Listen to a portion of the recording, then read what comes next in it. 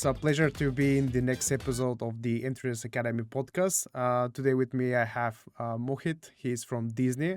Actually, he is maybe for 3 decades he's working there. So that's something amazing to have such an amazing guest here and to share his whole experience. But if I will let him introduce himself, because 29 years of experience is there is a lot of wisdom and definitely something to learn from him. Good. Hello, Stefan, and thank you for having me on here. It's a pleasure to be here. My name is Mohit Kallianpur, and uh, like you said, I've been at Disney for next month will be 29 years. So yeah, getting to that 30-year mark. Um, I started there straight out of school, and I've been there ever since. And that's one of the things when I joined Disney. I was like, it was such an honor to be part of the Disney Animation Studios.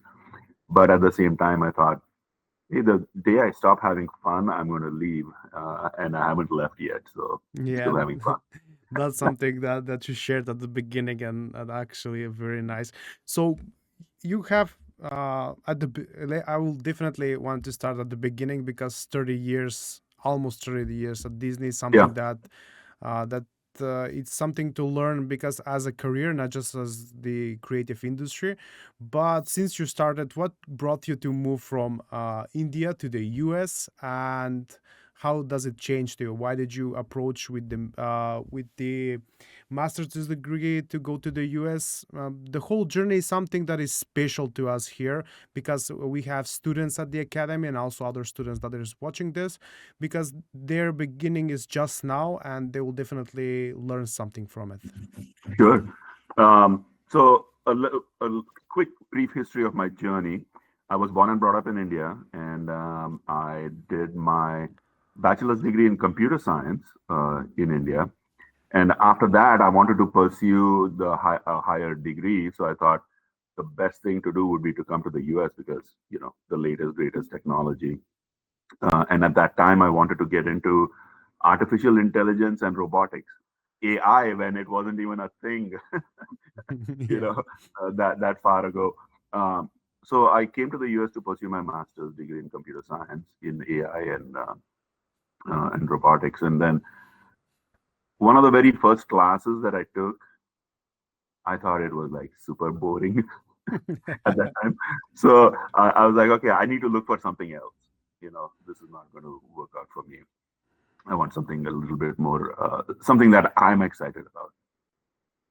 So I looked around, and there was a course in computer graphics that I took, and that kind of set the course for me because that in that class we had to write a small, a simple ray traced renderer, and what that did was I was creating these simple images. I mean, spheres and cones and stuff like that. But I was creating images.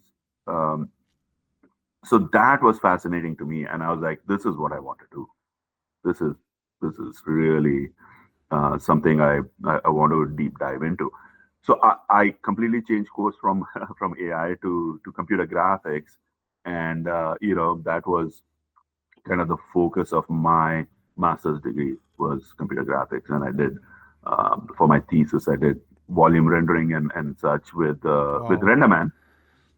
And when I was graduating, I put my resume up on the web. And at that time, it was like one of the first times you had a graphical user interface. I don't remember whether it was Mosaic or anyway, it was one of those old web browsers, and we were able to put our resumes on the web for the first time in a graphical form. So I did that, and at some point I got an email from a software manager at Disney saying like, "Hey, we are working on this secret project. I can't tell you anything about it, but would you like to come come down for an interview?" So I said, "Okay." So I came down for an interview, and to cut the story short, I got the job. So basically, from my master's degree, finishing that up, I moved to California and joined Disney Animation Studios on a movie called Dinosaur. And at that time, I was, in software. So I was writing stuff for example, systems like to grow fur on the lemurs in that movie, Yeah, and then I worked on some crowd simulation software for all these dinosaurs, in the bigger crowd scenes, things like that. but Um, I wanted to ask, how was the interview once you got your CV? What was the interview like when you went there? so I interviewed with different groups. One group was the production itself, the dinosaur production. The manager who actually invited me for the interview. His interview was great because he didn't ask me a lot of stuff. Most of his thing was showing me some of the things that they were working on, um, and then I also interviewed with the technology group. That interview was a little bit more intense, meaning they went into my thesis and asked me all these questions, uh, and then I met back with the the manager on the show, and he told me, yeah, I know we made you interview with all these groups, but we really want you on the show. So, so that night, he took me out to dinner, and I told him I had another job offer. So I told him like, hey, I have this other job offer, and they are waiting for an answer. What do you want me to tell them? And he said, HR is going to call you, and you have the job. So that same evening, I came to know that I had the job. So I didn't have to wait too long, which is great because the Yeah, anticipation would have killed me. Um, that's something. anyway, so that was the process. It was from the interview side. Like I said, the show side of the interview was more about him just getting me up to speed on what the project is, what they're trying to do, and showing me some of the early visual development and things like that. So it was pretty exciting, the project. So, you know, obviously, no matter what the project was, I would have accepted the job. So, Yeah, for sure. But that's an amazing, because it's a one lesson to be learned here, because you've been in a new industry with something that is, you have some new approach of your skills. So after you join the project, how does the Dinosaur project shaped you early in your career? um, for me, it was, you know what they say, you can only learn so much in school, but once you get into a job, that's where the real learning starts. And for me, that was true. Once I joined, it was a lot of learning about what the job is. The programming aspect was okay, but putting what I had learned to actual practical use, that was the biggest learning for me. And then working in a large team, these projects are pretty big in terms of the entire team size. So working in a large group like that was new to me. So figuring that part out, but it was an amazing group of people. So it was fantastic. I learned so much in those first few years. I mean, I learned. Let's put it this way: I learned something new every day. But at that time, I was so new to this that everything was like, okay, I need to learn that. I need to learn this. I need to learn that. We have a saying, You know, everything was like a Disneyland for you.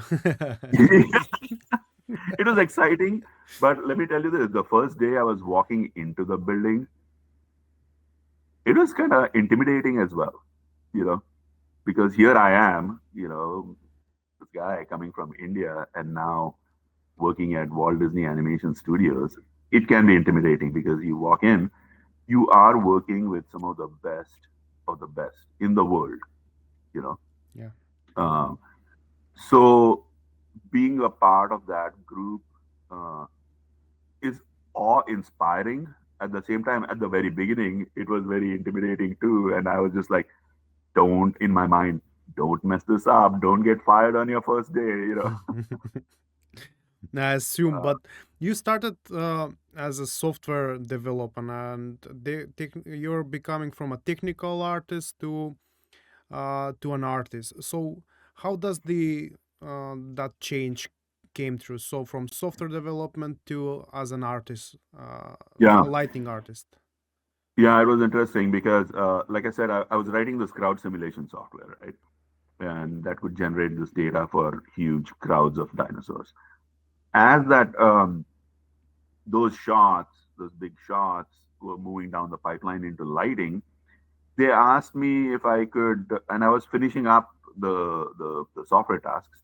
They asked me if I would sort of help the lighters from a technical perspective because it was a little bit of a complicated process to deal with all this data and wrangle it, and so I started helping out the lighters again from a technical pipeline standpoint, helping them do their shots.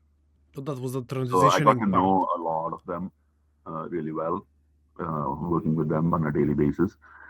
And then at some point, as usually happens, the production got into a crunch, and they asked me, "Hey, do you want to light shots?" So, so, and it's one of those things. Here I am, straight out of school. This is my first job, and I'm like super eager and enthusiastic to learn everything possible, right? I want to learn everything. So I'm like, yes, I want to light shots, even though I had never lit shots before. But the thing is, I knew the pipeline and software and all that really, really well from a technical perspective, right? So I could be really efficient. And all of the lighters that I worked with, and now I knew, I learned from them. So it was one of those things, there's no training or anything. You just jump in and start doing things and learn as you do things. So But that's something that interested me. Like the how did you what was their part of the designers and also the director's influence? How was that influence on your artistic growth? yeah, I mean, that was one of the things that really, influenced me going forward was the interaction with the art directors, production designers, and directors and such, right? And what happened when I started lighting was the conversations that I was having were more in the aesthetic realm, right? It was all about the look of the movie, the lighting in it, the mood, and such. And that really, really interested me. I thought that was so so um, so interesting that I decided this is going to be what I do, you know. and and like I said, learning from the lighters themselves, like what I would do is look through various shots that were lit, any shots that I saw that I felt like, oh my god, that looks beautiful. I would look at how that was set up, and then I would talk to the lighters about like, why did you do it this way? You know, so I learned and absorbed knowledge that way, through osmosis, and started applying some of those. There are always some underlying principles and such. Started applying them to the shots I had. And even the shots I had, I would always take the advice of some of the lighters, and go, hey, this is kind of my approach. What do you think? Is there something I could be doing better? And so, as I said, I learned through doing and absorbing the knowledge of all of these writers who, but I'm really grateful for all of their advice over the show because I'm here because of them. So The so so that's kind of how my career pivoted. So to the students, there are two important things that I always point out. The first was when I shifted from AI to computer graphics, right? I was willing to change, um, what I thought my path was. I was willing to change that. And that I think is important for people to be flexible in that sense, that there might be opportunities that come up that might really push you into something else. But I am here because of that, so it can be a good thing. So don't be afraid of like just looking at different opportunities. The other thing, the second part was going from software to lighting. That was another shift in my career, and again, I'm here because of that. So again, same thing. Be open to opportunities that come knocking, and because that can really change your path. That's actually a very good point out, because mostly everybody that is sometimes is scared to shift, even so maybe a job opportunity, they got lucky with their job opportunity and they wanted to stick with it.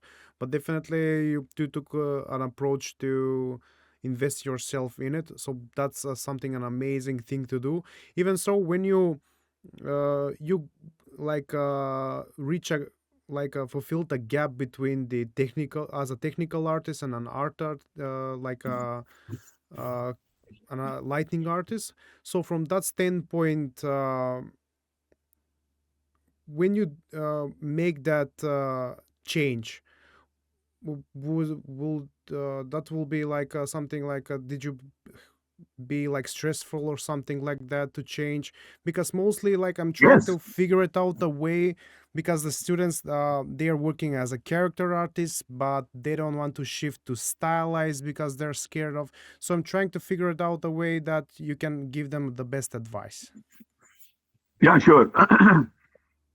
uh, so to the question, it was scary when I said yes, I'm going to light shot, because there's always a chance that I would fail spectacularly, and then that would be good.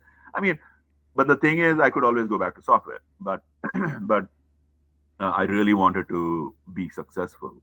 Again, the same thing. I don't want to start my first job at Disney and then fail at something, in that fashion. So it was intimidating, uh, but at the same time, this was something that I really wanted to learn and explore. So the good thing was the amount of support you have at places like that, around you. There are people around you, like the lighters that were working with me, that were advising me, who were my mentors, my managers. Everybody is invested in making sure you are successful. Making sure you have the right amount of support to make you successful. They don't just throw you in there and go, let's see if you sink or swim. There is always that level of support. So the advice to the students is, when you're in your careers, um, as long as you feel like you have that level of support, it's easier to take bigger risks. It's easier to take bigger risks because you have that level of support, that everybody there is invested in making sure you're successful. And that is kind of what we do even today at the studio. you know like I said, it takes a big team to make these movies, so we really make sure that everybody has that level of support. For example, right now we have a few trainees in the lighting department, who are either recent graduates, and such. And uh, and it's the same thing. They have a network of mentors who are there to make sure that they are successful. So that sort of philosophy is permeates throughout the studio. So uh, again, if your students feel like they have that kind of support, it is easy to take a leap of faith and take these bigger risks.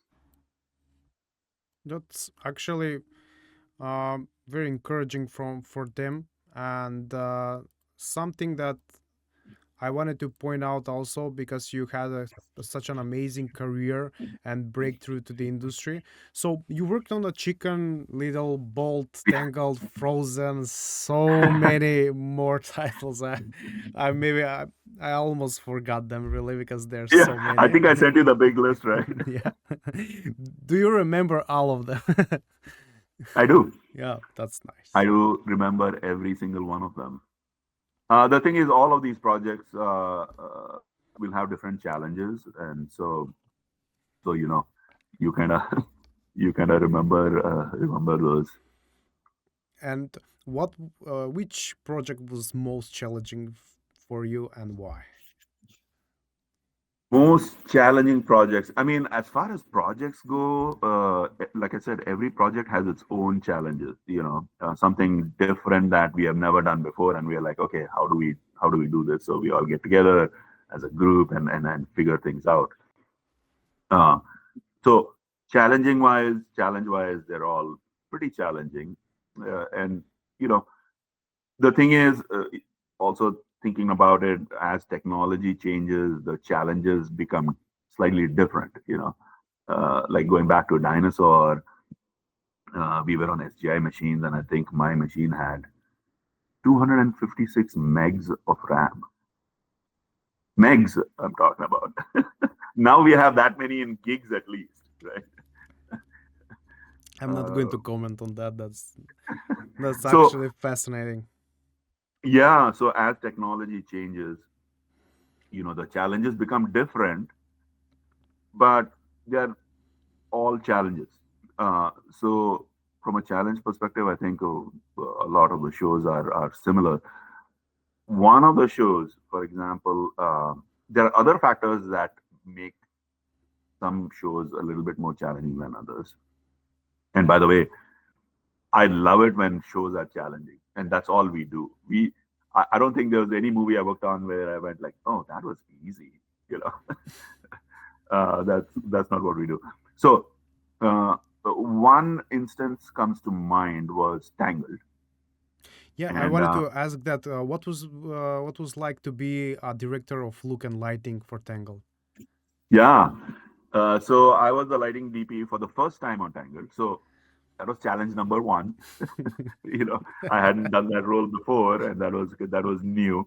So I was like, oh my goodness, this is a new role. Now I'm in charge of all of the lighting for the entire show, and of course you have partners, you have production designers and such that you're working with. So, uh, but that again was intimidating, new role, but again having that level of support, you feel like you can succeed.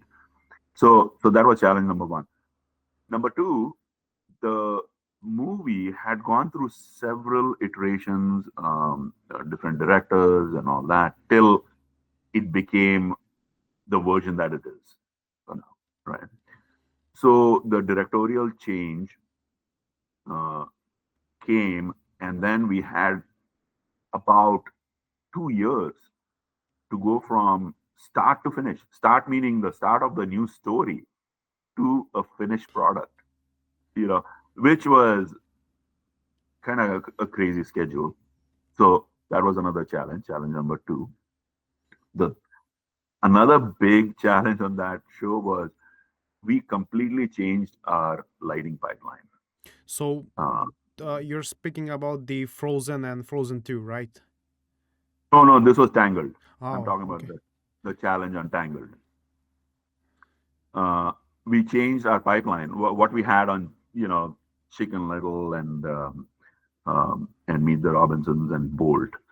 So we completely changed our pipeline, which meant, you know, the the pipeline was changing as we were in production.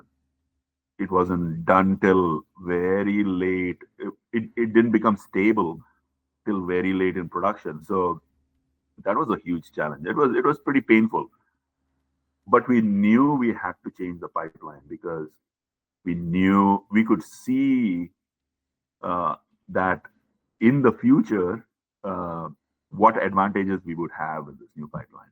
But we had to go through uh, that problematic period where they were still developing the pipeline while we were in production. So the instability and all of that, and you know, uh, lack Nothing of a is complete working. feature set, all of that, we had to go through all of that in production. So I think that was a very, very challenging film, uh, Ye- because of all the things that I said. But at the same time, it was also one of the most satisfying for me.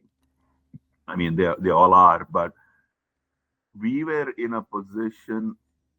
First of all, I really enjoyed working with the directors, and I thought the story was fun, and we had some fun. Uh, uh, we got to do some fun things with lighting. The production designers were great, and so it was a fun show to work on, despite the challenges. It was really yeah, and fun. also the hair and everything else. I've seen the Yeah, all of whole that was new. All of that was new. We had to develop new hair shaders and techniques and to light cloth. the Yeah, hair, yeah, because it is a character in itself. So we had to treat it like it was its own character. I mean, and also so I had the chance to see how the also from a viewer perspective how the pipeline was evolving from Tangled to Frozen, but also I've seen the improvements like in the cloth simulation and the hair simulation for sure. But how did you approach the cinematography and the lighting in Frozen and Frozen 2? uh, Frozen and Frozen 2, the cinematography wise, first of all, there is a color palette that the production designer Mike Yamo, really liked, and so one of the big things was making sure we are staying within that sort of color palette, aesthetic, which was, he always called it jewel tones. So everything was on the cooler side, you know, blues, purples, nothing quite like yellow or super, so everything was on the cooler side. So that was kind of the overarching from a color palette standpoint, and we try to respect that throughout the show, even with our lighting. No, doesn't mean all the lighting is cool, but making sure the imagery follows that um, that aesthetic. That was a big thing with that.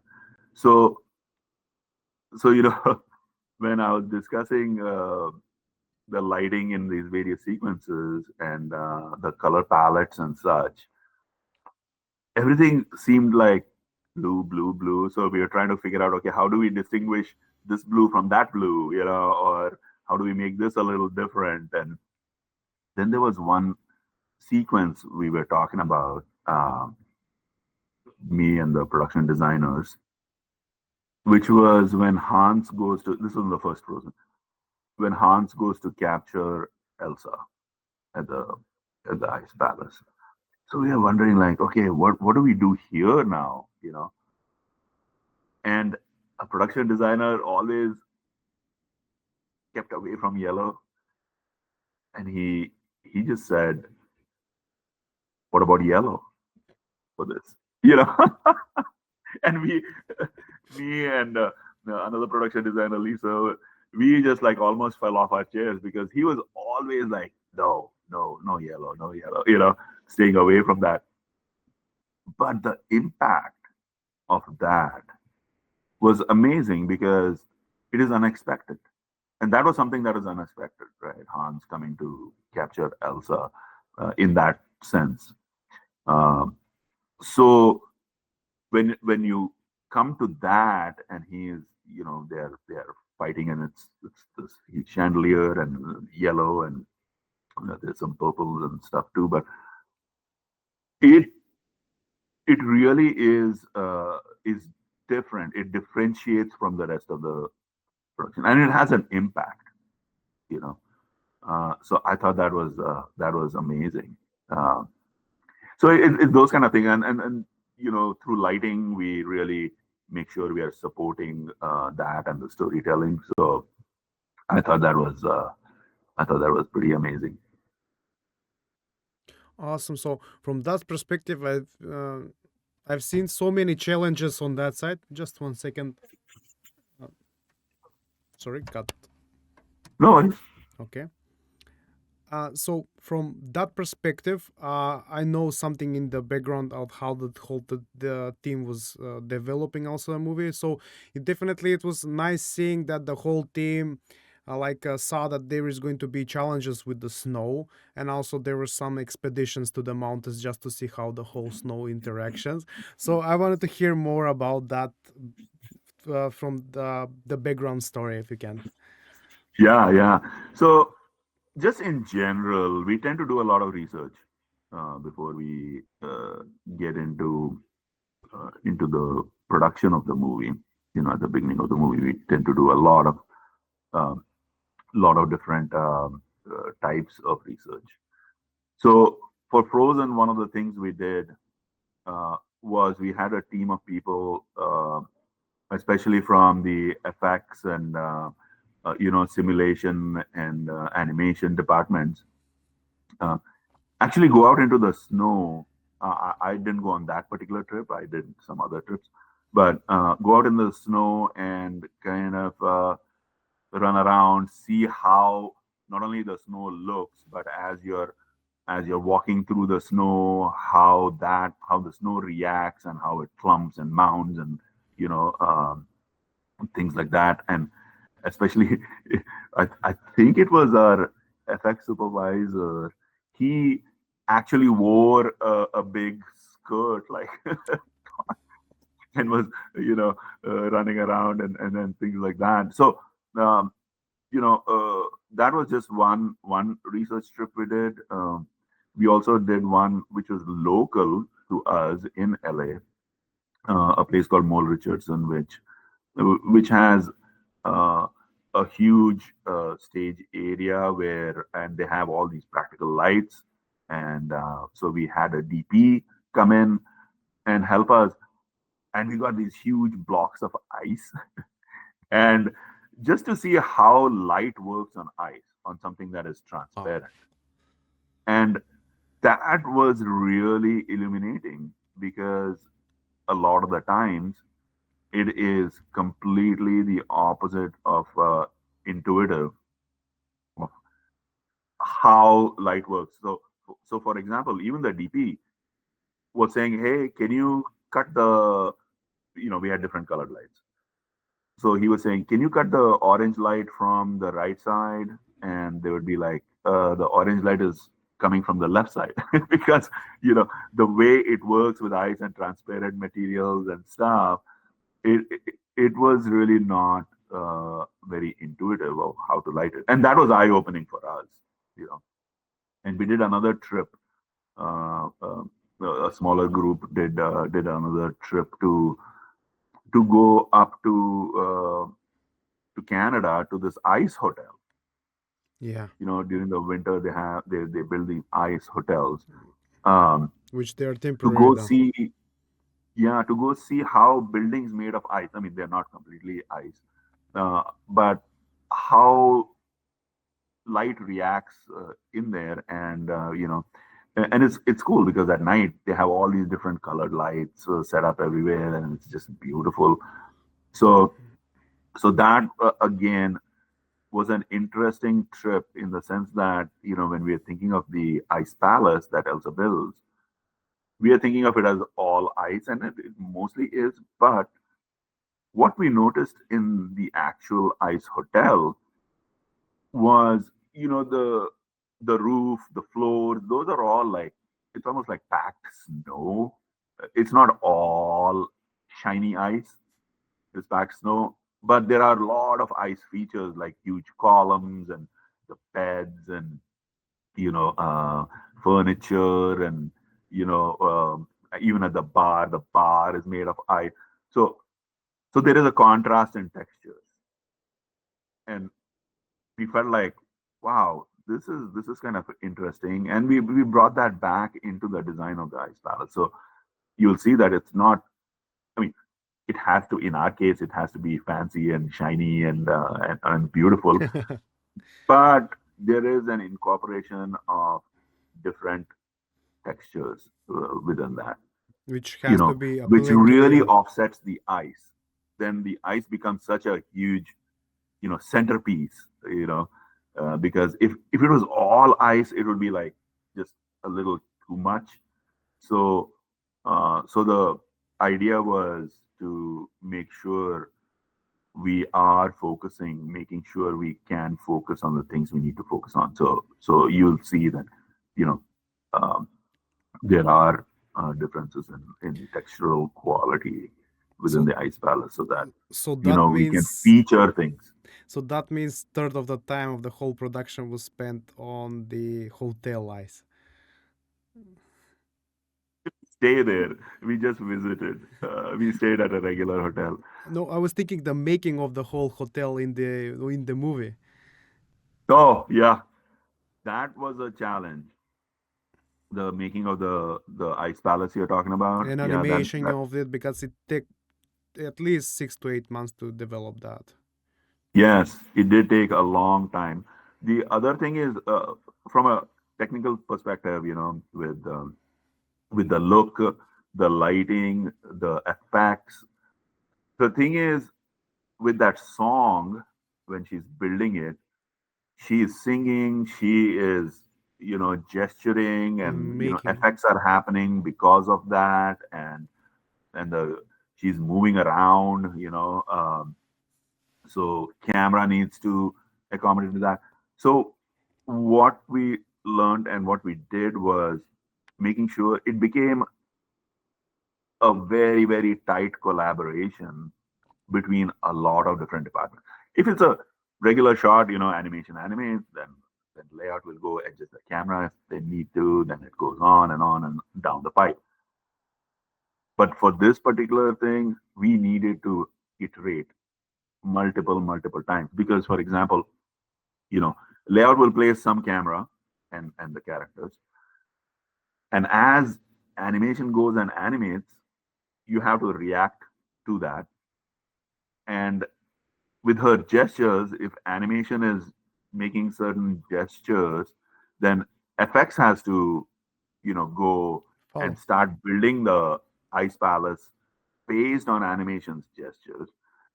And then maybe layout has to readjust the camera to follow that action too, of building. So it was a lot of iteration between a lot of departments, a tight loop to really get all of that done successfully. Yeah, So it yeah, was a slightly different process. And at the same time, we were trying to figure out the look of the Ice Palace as this was being done, right?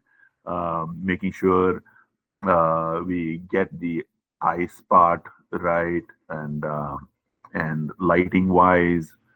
Uh, Again, the Ice Palace is almost a character in itself, right? Because it changes colors. There is a mood to it, and all of that.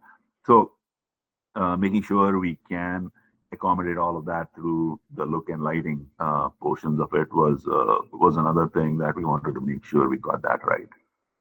Um, so yeah, I mean that was a huge challenge. And like when I said every show has challenges, that was the biggest one for that show. yeah. For sure, you're speaking out of also of passion, so which I highly respect and base my career on it. And you have been involved with, like mentioned at the beginning, with so many projects like Moana, and you have improved along the years the quality of CG. But something that is particular, what was like particular memorable for you uh, throughout the whole career? What was like something that you gave a lot of input to a project and you're proud of it? Like maybe some sort of like a moment, but if you can share on that side, that'll be awesome. I don't know if I can think of one particular moment, and it's one of those things, like I said, it's these projects uh, are done with a team, and it is a team effort. So for me to try to think of one individual thing that I did that impacted the project, it's kind of difficult because you know it's it's a team effort. Everybody is throwing out ideas and approaches, and what we do is just pick the best. And that doesn't necessarily mean I have the best ideas. I'll be the first one to say that. I wouldn't, even though I was the DP on all the shows, doesn't mean all the best ideas came from me. It's a team effort, and we we tend to choose the best ideas. So it's not necessarily because I'm supervising the lighting team that it has to be my idea. So I'm trying to think. It's a good question, but I don't know if I have a good That's answer. that's the perfect answer, because the team is something that is bringing the whole project. Because if somebody carries out the whole movie, for example, it's not going to be unique. So definitely you give me the right answer of it, because you are a Okay. team player, and that's why you produce very good and quality pieces, I will say, movies. Even so, you work on other stuff, which is amazing. But uh throughout the whole career, like how you stay creative and in like creative in the whole industry, because 29 years have passed, and also life obligation and also other stuff came along the way. So how did you stay creative, also motivated, and also innovative in your industry? Uh, awesome. That's a great question. It's for us, again, I've been there 29 years. So, and so have a lot of others. We have a team where, which is very seasoned, is very experienced. So one good thing about that kind of history is we have that shared experience, our team. Let's just take lighting as an example versus the entire studio or the show. Within lighting, over the years, what we tend to do is, again, having that shared experience and history. Every show we are looking to see how we can make things better. You know, in terms of the imagery, how we can improve. What do we need to push the imagery? So a lot of that means making sure we also push the technology, right? So, so for example, when we first started, we didn't even have deep shadows. I mean, we were in RenderMan at that time. We didn't have a global illumination renderer. So the shift from a scanline renderer to a global illumination renderer, you know, that was a huge shift for us, and that happened on Big Hero 6. So what I'm saying is, it's we try to push imagery, which makes us push technology as well. So those go hand in hand, the creative and the tech. Uh, and that happening over so many movies that we have done is how we have got to where we are at. So you can say, oh, you can look at Chicken Little and it looks kind of, simple and this and that. At the But time. to that, I say it's because of Chicken Little we are where we are at today. You know what I'm saying? It is that history And the that we foundation. went through all these movies is exactly why we are here today. Uh, because we have pushed and pushed and pushed and pushed the creative and technology to this point, and it'll keep evolving. I'm not saying we are at the top right now. We are probably, I would say, there is a lot more to be done to push it to another level. So we keep evolving, and I think that's what it is. And to your question of how do I stay motivated and creative, Yeah, again I mostly. go back to the team. Yeah, mostly because it's 29 years, which is something amazing. Like because of life. like I mentioned, obligation, but it's something that is more personal for you. And from the things that you've shared, is a good one thing that you work with the best, which is amazing. But what's that secret sauce for you that is stayed throughout the whole way? Yeah, I mean, again, one thing you mentioned, you work with the best. So that always brings Yeah, out, it's always inspiring and brings out your own creative juices, right? Working with such talented people, which is uh, which is amazing. Um, the other thing is going back to what I mentioned before. Every movie has some new challenges, so it's not like I'm doing the same thing, all the time. Yeah, I may be heading up lighting a lot, but within that, there are new challenges every time to be figured out, and I love that part of it. That also brings out the creative juices. Okay, how do I how do I do this? How do I figure this out? Whether it's the ice palace or the water horse, the knock in Frozen 2, or whatever the challenge is, the ocean and Moana. Although Moana, I was the involved with more on the marketing side, but again, those challenges, again, bring out that that level of creativity as well. So and the best version again, of yourself. That's actually yeah. good point out. So, uh, we mentioned so much about challenges, but how do you see the future of animation? Because you've been through almost 3 decades, and how do you see the next decade of mm, of the animation In industry? terms of the creative, I would say what we are focused on is, you know, creating amazing worlds with compelling characters and compelling stories. That is the base of what we do. The rest is all, you know,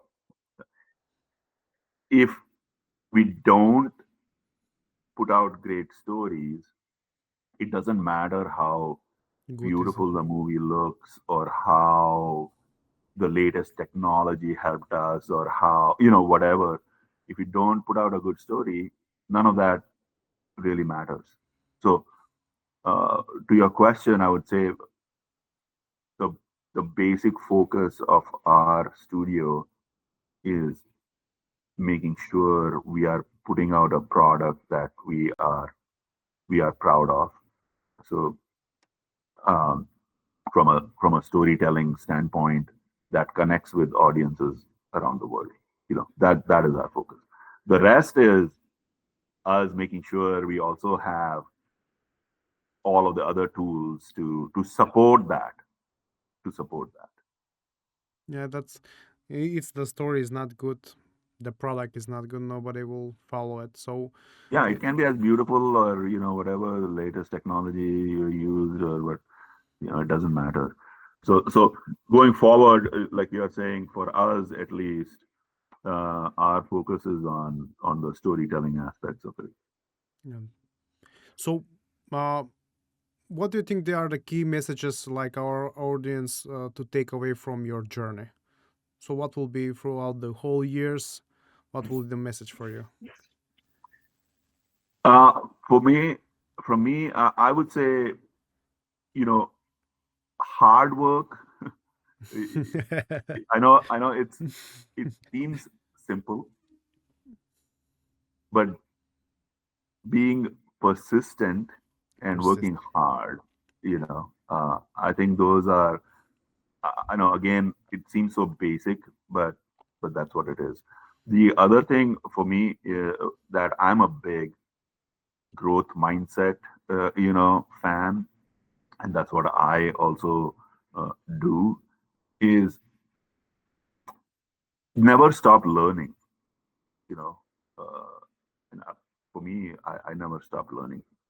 And anybody in this industry, if you're in it for a long time, you'll know that you never stop learning. So keep that keep an open mind on that, and keep learning. Awesome.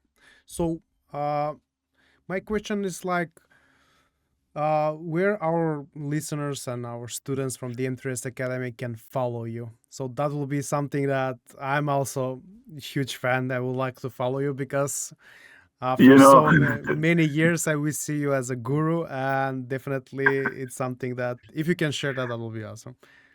sure.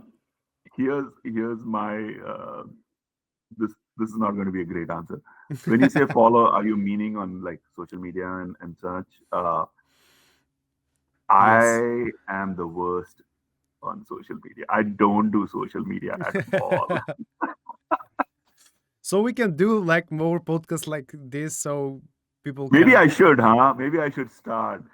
I have a Facebook page that I haven't gone to in forever. I have a LinkedIn account that I don't ever go to. I I don't do any of that. So in that sense, you can call me like a hermit from a social media standpoint. Yeah, but But you know, if somebody really wants to to reach out, I can send you some contact info so that if somebody has any questions for me or any advice, if they needed advice or whatever. uh, I do that a lot. I do outreach a lot, or I used to. Um, I was trying to make a joke that you're going to send us your address so we can send some mail to it. That's, but Yeah, no, I will give you some contact information. Let's see what the best way to do this is in case people want to reach out. Like I said, social media I'm not great about, but people do reach out to me via email or whatever. They found my email somewhere and they'll reach out to me.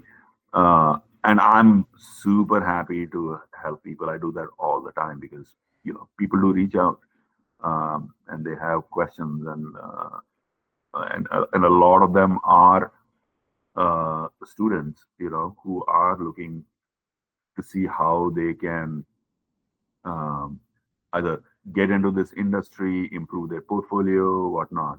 So um, we can definitely talk about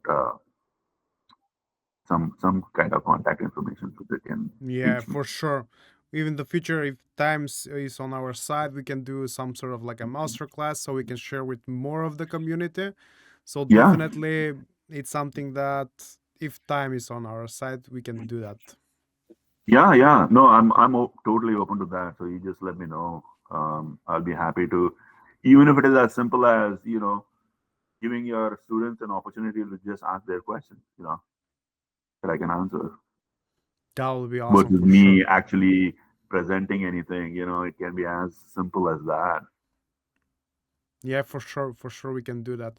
And I would like to hear your closing thoughts on the whole thing because we covered so much, but so little of the things that you said. So what the things you think we missed in this podcast? So you can share them. What did we miss? I mean, we talked about my career. We talked about several movies and challenges and how we work as a team and all that. I think we covered uh, a lot of the big ones, uh, and I know I mentioned my next project is Frozen 3. Um, at the same time, uh, here's one thing. I'm also thinking like, when am I going to retire? When will So you the thought of retire? that is also in the back of my mind. I don't have an answer yet, but when you talk about 30 years and now Frozen 3, and so that's a few more years, and so the thought of like retiring, and then I think like, what will I do if I'm not doing this? So that's another thought. Anyway, That's a I don't very know good if thing we have that you really. shared. That's a What's very that? that's a very good thing that to share because you wanted to stay ahead and also with the industry. But sometimes, yes, from a projects can relate to stress, which as Oh you yeah. get older, I assume that it's maybe you're immune to it, but definitely No, no. I'm not immune to stress. In fact, you know, all our projects, like I said, have certain challenges, and so they come with some amount of stress. And some projects, the schedules get more compressed, um, because they're still working on the story. And like I mentioned, for us, the story is the most important. So as if there are story changes and stuff like that, our production schedule gets compressed. Um, so that can mean we work longer hours, and you know try to get things done in a shorter period of time with a bigger crew. And so there is definitely stressful periods there. uh, and one of the things we have to do is try to find that work life balance within that. And so I'm not immune from that. um, uh, but the thing is, as difficult as some of these projects can get, there is a satisfaction to it of what you're doing. There's, with, when you're especially when you're done with the project, there's a great satisfaction You're going to when vacation. the movies go out into the world and see people's reaction to it, and um, how people are connecting to it. And And you know emotions. it's pretty amazing. It is very satisfying. I mean, at Disney, for a while, in our studio we had a huge wall, and they put all of the letters that not all some of the letters that we have received from audiences around the world. And when you read those and you realize what kind of impact these movies are having uh, on people of all ages around the world, uh, it really is pretty amazing. You feel like, okay, I have done. It goes from, hey, I'm making cartoons, to I'm putting something out in the world that is having an impact.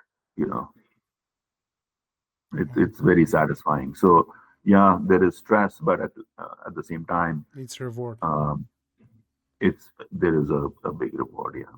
Awesome. So, huge thanks for coming to the podcast. It's been so long that I wanted to set up this, and basically the corona stopped us first, but now, Yes, in 2020, I was all ready to come to North Macedonia. yeah, and I was very Maybe there is another opportunity at some point to do it. for sure. So definitely it was like that stopped us, but here we are. Many years later, we're doing this, and definitely in the future we're going to do something in life. Awesome. And like I said, I'm open to doing more of this if the students are interested. And Awesome, for sure. So thank you for joining the podcast, and we're going to see you in the next near future. awesome. It was my pleasure to be here, and thank you for having me. No problem. So cut.